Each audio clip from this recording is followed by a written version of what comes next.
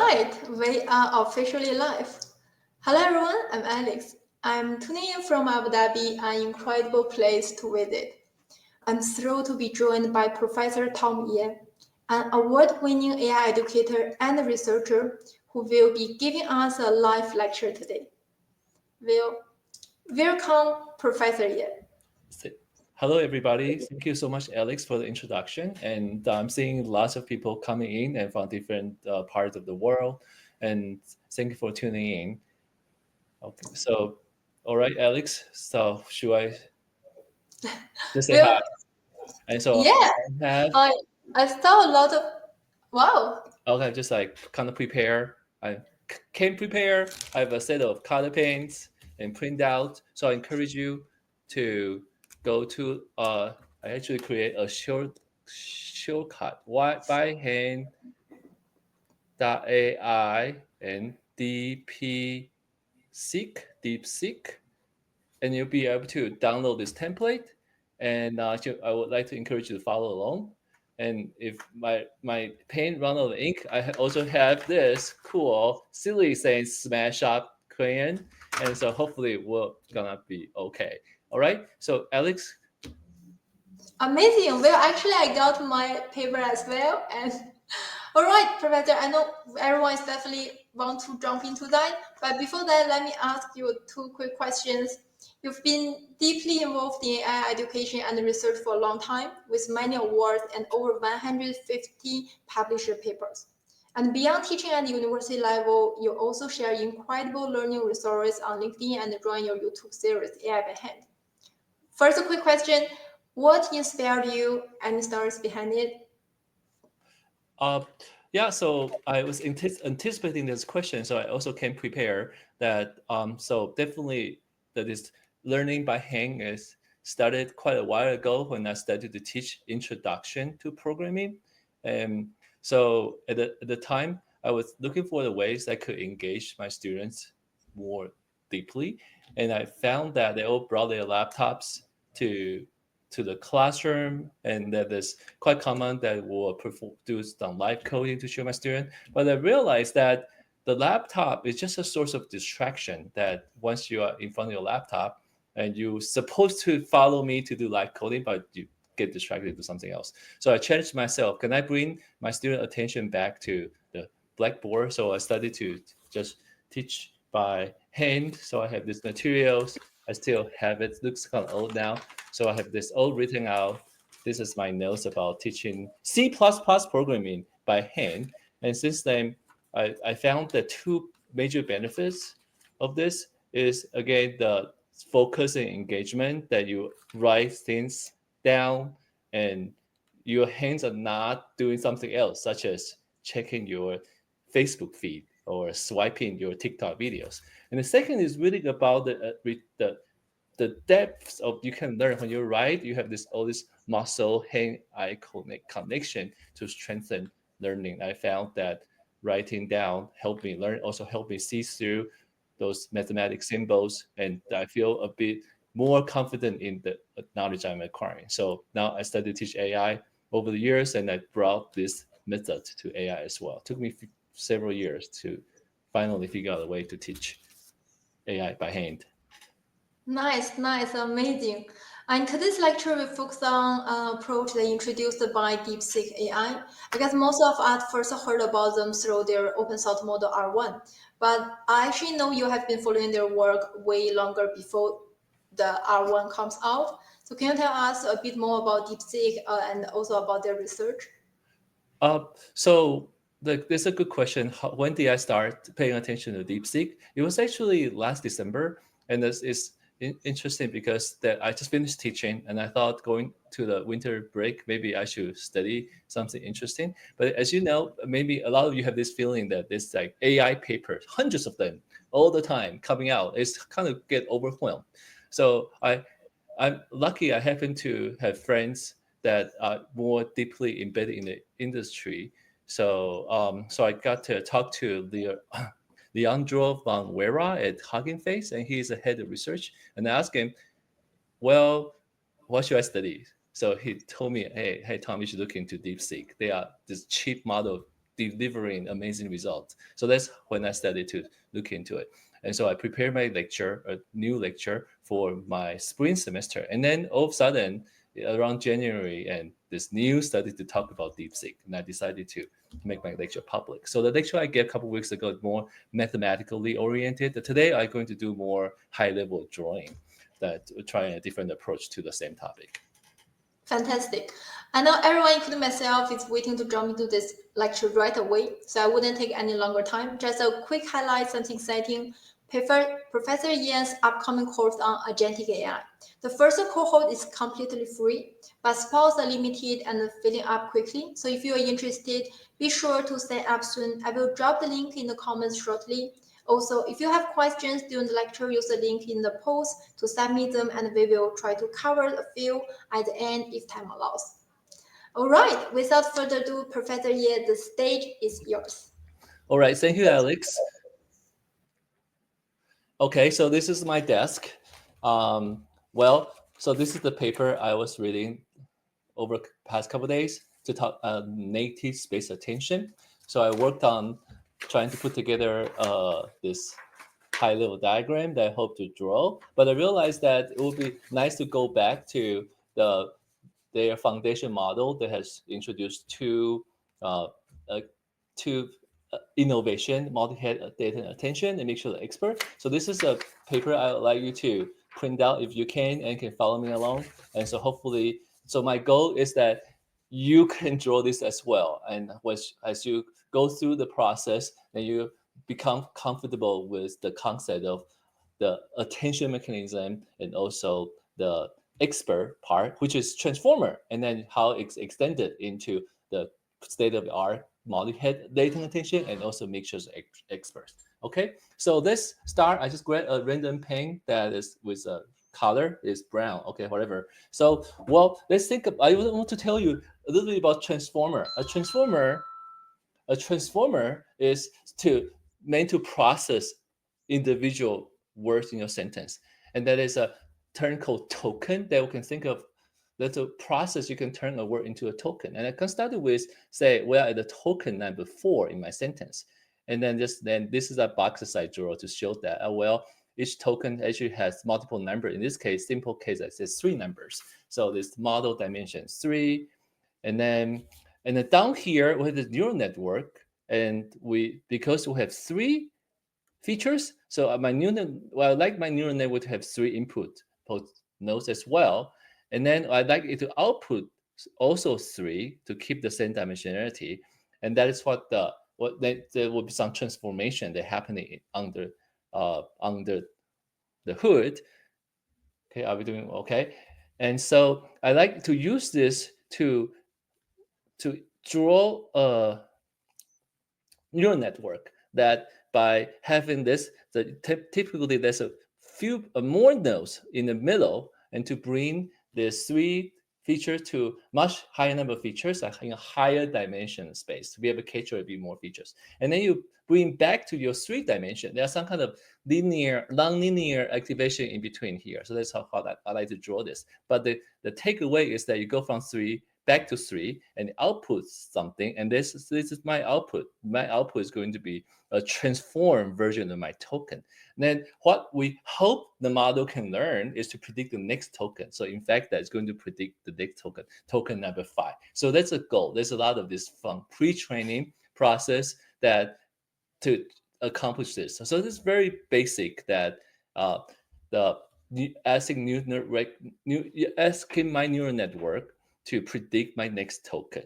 So, and then how can we improve upon this? Number 1 is that if we just feed token number 4 into my network, we are not taking advantage of a context. What happened to the previous token, the word number 3, number 2, number 1? If we use them, we can potentially do a much better job than in predicting the next token. So our goal is that, hey, maybe I should find a way to go back to look at my previous token. So I can draw my previous token. They all have the same size. This is actually, okay. So this is how I practice to remind myself, token kind of go in this way, has 3 dimensions, but in practice it could be 3,000 dimensions. You can pretend each box I just drew or you just drew with 1,000 features. That's how it can scale up to the real world application, but while still following a similar principle. Okay, but this four, if you just take the 4 token, we cannot fit into the network. Why? Because the network still has these 3 nodes. It needs to be 3. Somehow we have to pack this into this 3 in order to fit it in. So these are called value. Maybe this is a time to use a different color for myself. So I want to have some kind of value that has the same shape as my token, but this value will kind of pack with information from my context. And all over here is the attention mechanism to achieve this. Okay, so that's our goal. Let's go through the attention mechanism. So before I do that, I can now talking about this idea of latent. Latent is idea that we have 3 features, but maybe 3,000 features, but maybe we only need maybe a subset of them that's more important. How can we discover? We can train a network to discover them. But that is what the DeepSeek are trying to do, is that they're trying to, before we start with the attention mechanism over here, they're trying to see if I can reduce this 3 into 2. So when I'm drawing this to practice that, this is how I like to get my student to do, kind of in this way, to visualize there's some transformation going from 3 dimensions to 2 dimensions. So this is the way I draw in. There's a transformation. In fact, it's a matching application. But today we're not talking too much about matching application. You can look at my lecture 2 weeks ago if you like to multiply matrices for fun, like me. Okay. So anyway, so with DeepSeek is that first they realize, hey, I can reduce my token into a latent space first before I apply attention mechanism. Now let's look at how attention mechanisms work. So first is that I would like to go from my token to look up to come up with a query. So if we look at this word, what would be the other words I should look at? So there's the idea of query. So we're going to do this drawing to tell me that, hey, the query in this case, my example is just 1 dimension, but about 50%. But you should think of it as a 50% reduction in dimension. So this is a transformation against a kind of query. So it's some kind of pattern. I just like to draw some pattern like this. Okay. And then coming back to my key, what color do I have left? Okay, here. So, and I'm going to also do the same process for my second token in the latent space. So what is important about the third?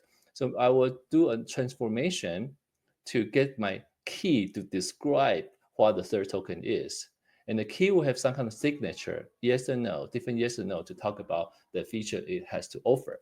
So this process could repeat itself for each of these tokens in the previous part of the sentence. So altogether is context. So the context length is like 4 right now, but you can imagine this can keep going 4, 5, 6, 7, 8 to 2,000, which is what ChatGPT-3 was, and 4,000, and then 1 million like Gemini and so on. So right now I just talk about 4. Okay, and so have different key. And then if is sometimes you also like to pay attention to yourself. So we should draw this as my key. So this is my keys. So once these keys are made, transformed from my latent space, now I'll do some matching. So the way I gotta do matching is that I basically match my key here. I just run it down here. So this is a practice, just saying that, hey, I'm going to compare 1 time, compare 2 times, compare 3 times, compare 4 times. You're writing 4 times, 4 circles, not that big a deal. So, but if I'm gonna show you when we go to over here, I have 16. I have to do that 16 times. Your hands start to get tired, but I'm still gonna do that. Just I want to my muscle, my hand to remember how painful it is to have to compare every query and every key, and later on we can see how that can be reduced into sparse attention. We're gonna get to there later, but let's do that. Okay, so once we have this key, we can do the value extraction in following similar logic. So the value is going to be going from here as well, 2 to 1. So I have value here, another value here, another value here for a second token and first token. Now Okay, and now we'll look at this and figuring out which of this is the best match. For instance, just say this one is the best match. And then how I would do is that then I will take this value to fit this slot. Okay, so now I will completed the attention for the first head. The first head learn to pay attention in a certain way with keys and value. And for my second head, I can continue to uh, follow the same process. I get query and differently, and because I like to pay attention to different things, I have different keys. I have 4 keys. You can use any color. You don't have to match my color. I have a V, different values. Okay, and then the following is a similar process of transformation going from latent space, and then each key now has a slightly different signature because they learn to pay attention to different aspect of your tokens in your context. And but then at the end, you still run the same comparison. Each query is compared to each key, and once you find the best match, say here, now bring my value of here to fill in this slot. Okay, and then I'll repeat this process. Now I'm gonna do a lot quicker. So it might be a bit messy and get my query and my key, another key, another key, another key. Okay, and I just use some random color for another value, another value, another value extracted from my token in the latent space. And then so this is my key signature, and then we'll run my comparison between my which color random color. Okay, comparison between my every query and each key, different comparison, and then you say this is the best match. So we're gonna bring the value down, bring this value down here, and to fit it here. Okay, so just this. It turns out this is the value I'm selected. 3 of these values, and then I put in here. Now I have this nice 3 values that could fit into the same network. Okay, so in mathematically, all the circle I draw is a dot product between the query, which is a vector, also key is a vector, is a dot product. So you take many dot product. Okay, when you take many dot product, what does it look like to you? 4 by 3. What is it? It's a matrix. So matrix multiplication is actually a really fancy way of saying you are doing a lot of dot products. And dot product is a fancy way of saying, hey, you basically take one vector that have very different dimension and just match them and to find the most similar match. Okay, so this is my very quick overview of the multi-head latent attention. And the nice thing is that you could draw this just as a human speed I'm doing. Instead of passively just watching a video demonstration, I give you opportunity to draw together with me. And to offer more incentive that you manage to draw with me, you most likely could do a much prettier job than I did. And if you email me, I'd like to send you a gift. That's what I've been doing a lot lately. I'd like to encourage people to draw, learn AI by hand, by drawing, by going back to pen and paper. And I'm thinking maybe I could, if you email me your drawing, I'm thinking maybe I'll mail you something I can fit in this envelope. I just looked into international first class mail. I could actually ship this very economically and to everywhere in the world instead of like a book. It's very difficult for me to ship book to different places, but this is easy. I'll send you a card. If you are able to, you're generous enough to follow and share this with me, your drawing, through my email. You can look it up, my email online easily. Okay, anyway, all right, so top half is done. Let's work on the bottom half. Mitchell's an expert. I started to hear a lot about Mitchell expert last year from Mistral and from even Gemini, from Google. And then the DeepSeek you're hearing this again, Mitchell the expert. What does it mean? So remember we talked about one expert and we're trying to feed this into this expert. What if I have 2 experts? So sometimes I feed to this expert, sometimes I feed this expert to that expert. So this expert has to have exactly the same input size in order to fit it and kind of raise the dimension. That's kind of remind me how this network actually do is raise to a higher dimension to capture a lot of interesting features and bring back down to 3 again in order to continue to the next layer or produce your output with the same shape. But remember, what was the ultimate goal for a large language model? I want the model to predict the next token and keep doing this to generate more sentences. And so now we have two expert producing this output. How can we mix them? Want to mix them by certain weight. So for instance, want to mix them by 0.7 and 0.3. So 7%, 70% here, 30% here. So the one word to mix them.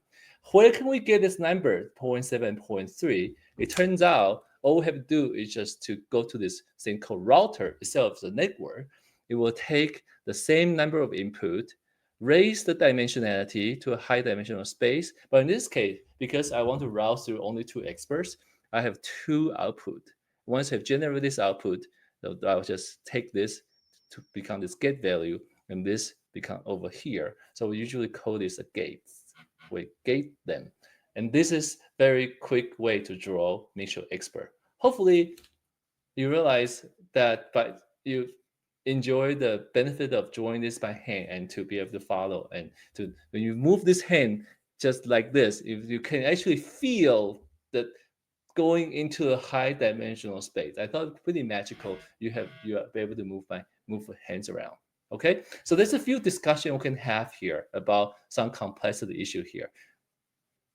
Number one, how can we further improve this?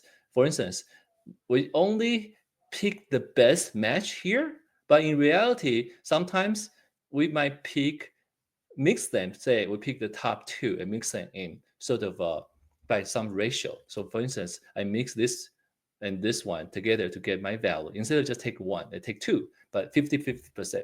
I can also do 70%, 30% here, mix this 2. Or I can do 10%, 80%, another 10%, kind of like distribution across this 4 value, and to mix them. Mix this 4 value into 1 instead of just take the top one. Do you see what I'm saying? So one way to improve upon this, in fact, that's what the attention really does, is that you find a distribution across this 4, and knowing that you could get, for instance, 90% here, 10% here, 0 here. And so you might, if you studied machine learning, you might hear softmax. That's what softmax does. Softmax gives you that number between 0 and 1 across the distribution. It also add up to 1. So the softmax. Sorry, I can help to talk about math a little bit, even though I sort of promised Alex not to talk about math too much. Anyway, okay, so we finished this. And then now we're gonna go to my next one. Ready? We're gonna go to the next one, which is the latest work from DeepSeek, the native sparse attention. So now I extended this network, same to 6 dimensions. Okay, 6 dimensions. And then also number token to 16, which is 4 times than before. Okay, and then if I'm gonna do the matching, so I have this query that just review what happened to my token 16.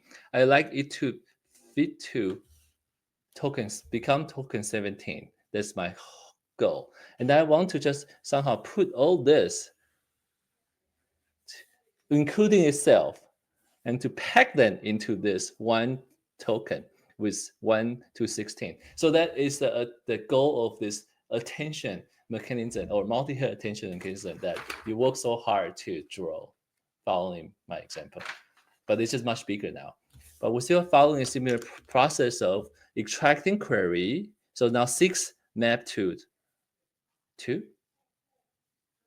Yeah, like this. Okay.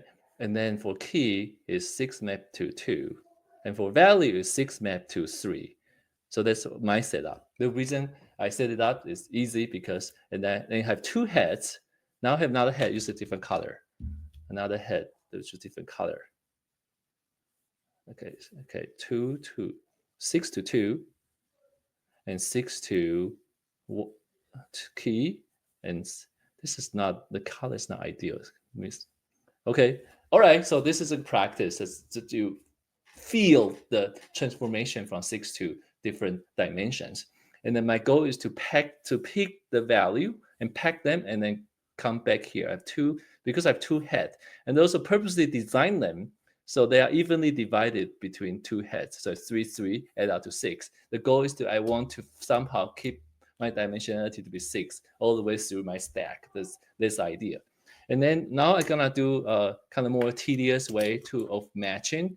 Now I have all this key with yes and no. So yes, no, this is my pattern I'm looking for. So I find yes, no here, yes, no here, and yes, no here, but yes, no here. But machine to do that, it actually has to kind of painstakingly match everyone. So I'm gonna just draw this. I know this is very tedious, but I just want you to feel the pain of this highly complex attention mechanism that scale quadratically. When you go down to from 4 to 16, you have lots of this comparison you have to do. You'll never forget how tiring your hands are for the scale for the attention mechanism. One of the difficulties to scale to higher context window in the attention mechanism is because of this quadratic growth. So you just draw a lot more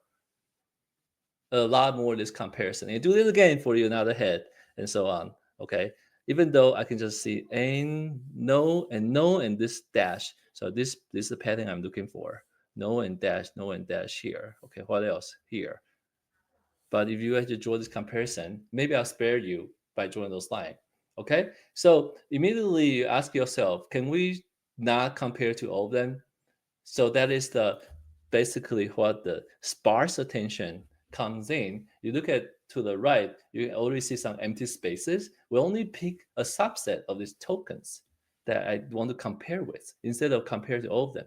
So I want to compare my query here to only a subset of them. And there are 3 different principles to pick those tokens introduced by these new DeepSeek papers.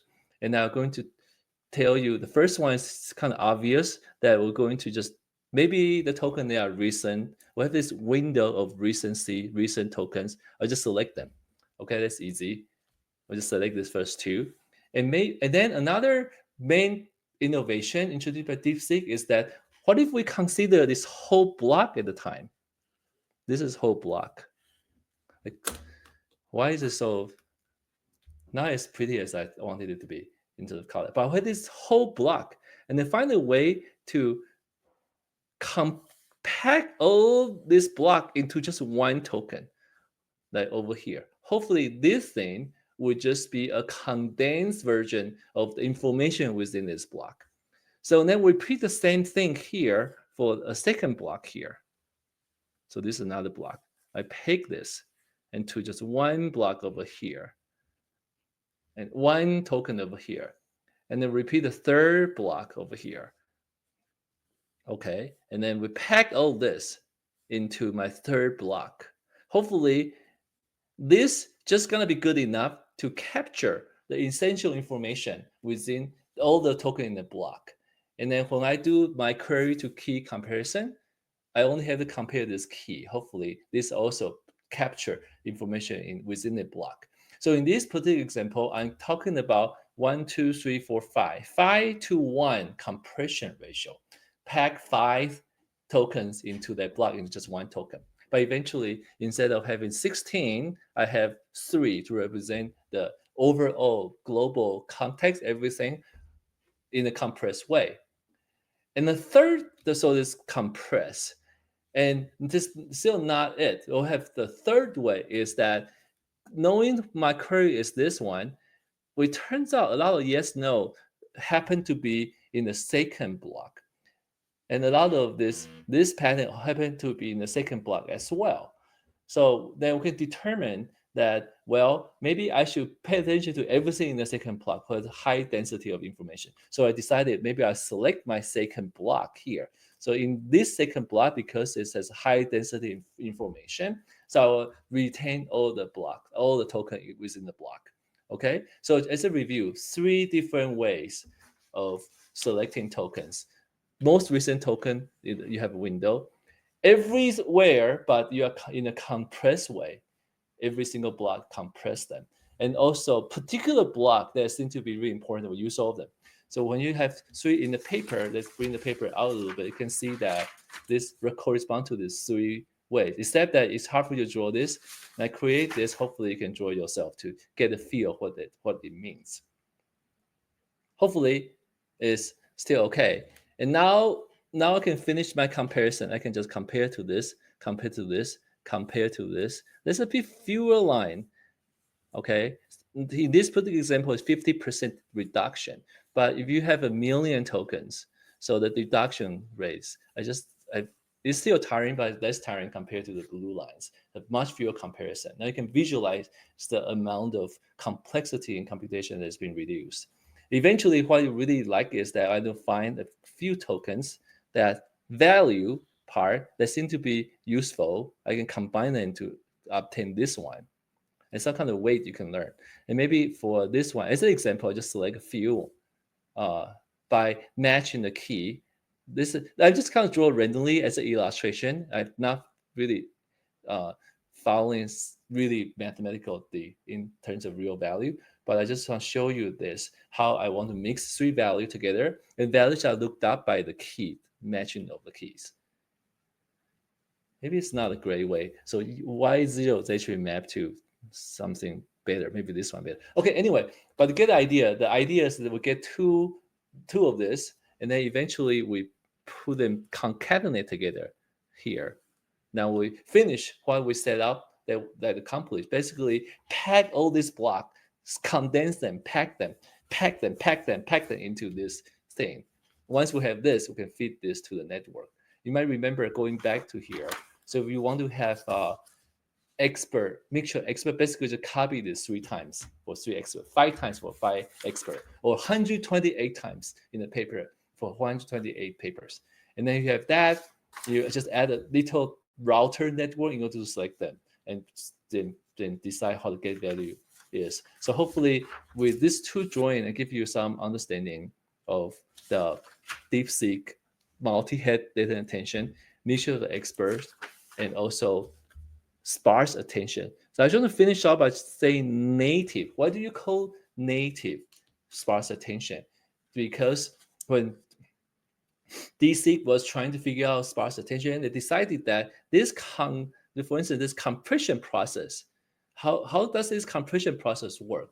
Turns out itself can be a network as well. So they will train that network to do the compression natively during the training process, not during the inference time, not during the use when they are serving the query. Because if you take any model, you could still run sparse attention during the inference time. Just ignore these tokens. You get sparse attention right away, but it's not native.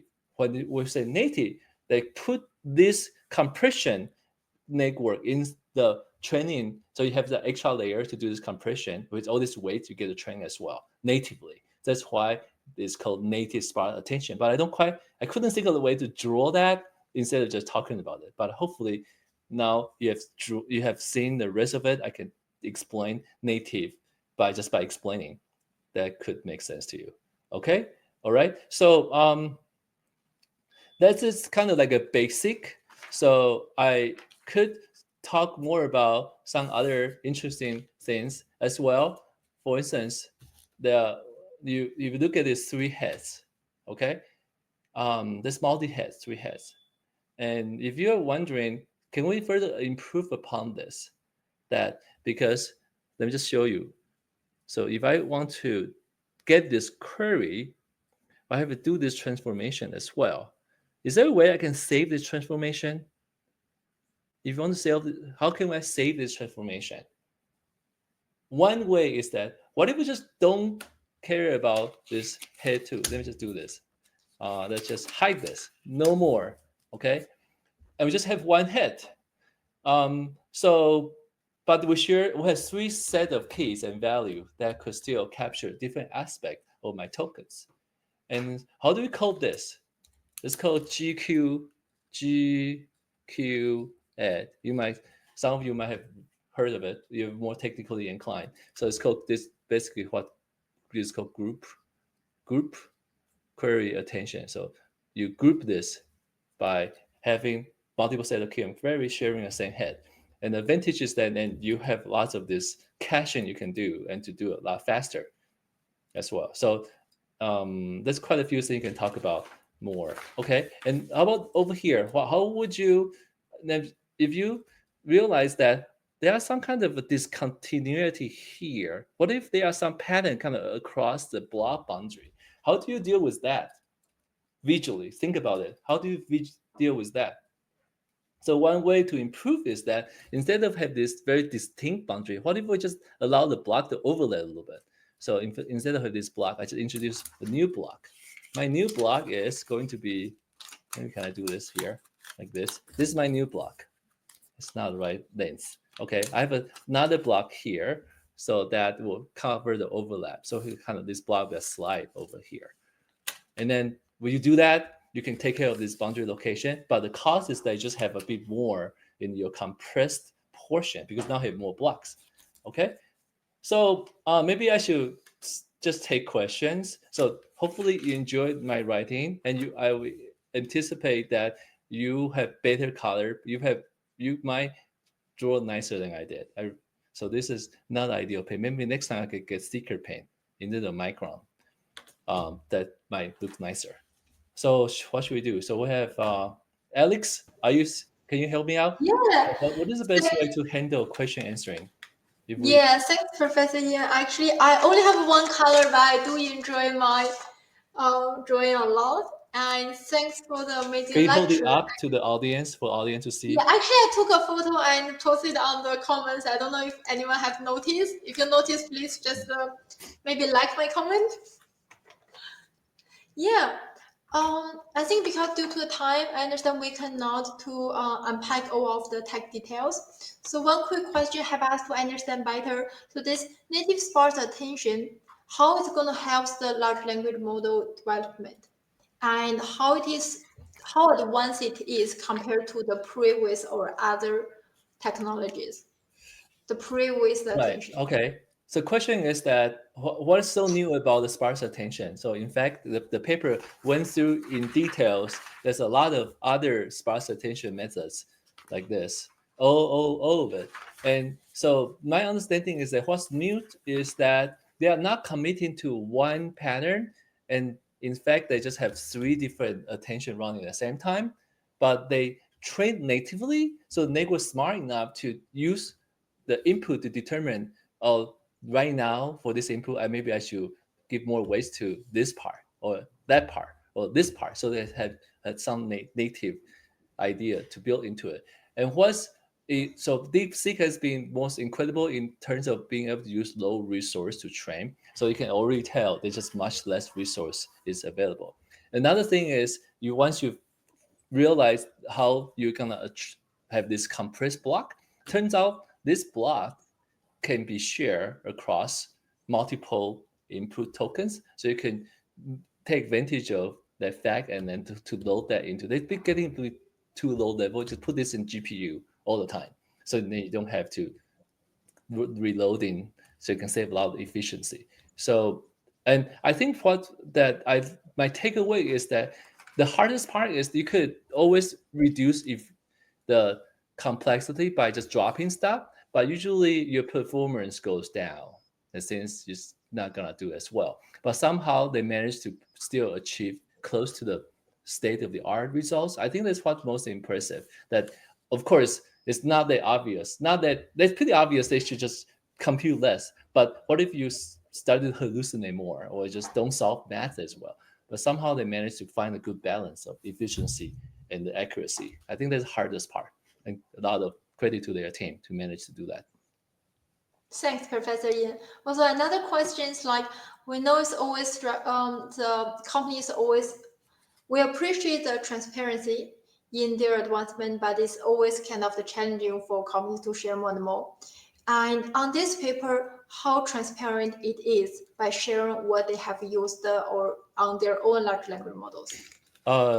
So they have a track record of sharing a lot of detailed technical report. And then, so from the first share, R1 and also V3 and lots of teams, including the Andros team at Hugging Face, they're trying to reproduce the R1. So they have this open R1 repository. You should check it out and contribute to it if you want to at GitHub. And so my sense is that because there are multiple evidence of people's success in replicating their finding and claim, so there are basically gaining a lot of trust in their results and the algorithms that are sharing out. Then we'll see whether things will change. But at least so far, past couple weeks, I've been impressed by their transparency as being validated by people's ability to replicate the benchmark results. Great, amazing. Well, Professor, thank you so much. I really appreciate how you make complex topics easier to follow.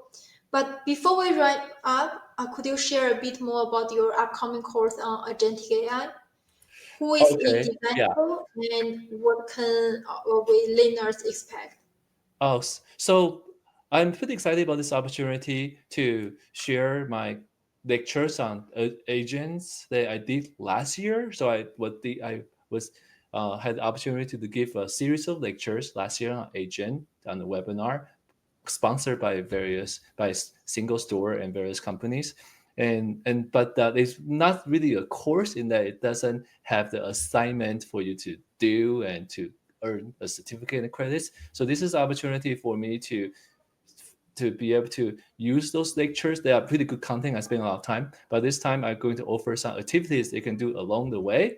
And over the course of 4 weeks, you're going to talk about RAG, and agent, and multi-agent, and going to have some practical coding as well. And then if you know me, I'm going to ask you to draw stuff. And then if you do that, and we'll give you a certificate. Great, nice. I'm going to prepare a pens of the different color of the pencils for sure. Thank you, Alex. Thank you, Professor Yan. It has been an absolute pleasure having you here, and Same I'm here. looking forward to the upcoming lectures. And For if you have those, any comment on how I can improve this is the first time I join live in the audience. I don't really know. I need better pain, stuff like that. So maybe if you like this, please let me and Alex know. So we might run similar sessions in the future if there's a topic that matters enough to do this. yes, exactly. And for those who want to join the first free cohort of the Professor Yan's Agentic AI course, check out the link. It's already in the post and also in the comment. We would love to see you there. Also, leave us a comment to let us know what's the feedback and what you are looking forward to see in the future. More lectures from Professor Yan. We maybe make that happen. Okay, thank you. Thank you, Alex. Thank you all Yeah. for listening from wherever you are. And I'll check the comment and respond afterward. Thank you. Until next time. Okay, bye-bye.